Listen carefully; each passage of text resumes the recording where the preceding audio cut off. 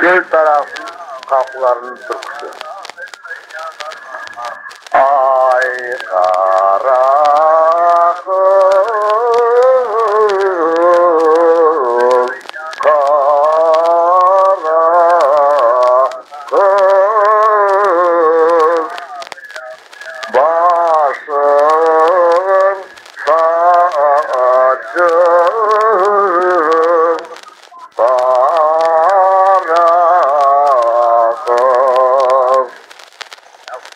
Ne diyeyim sana,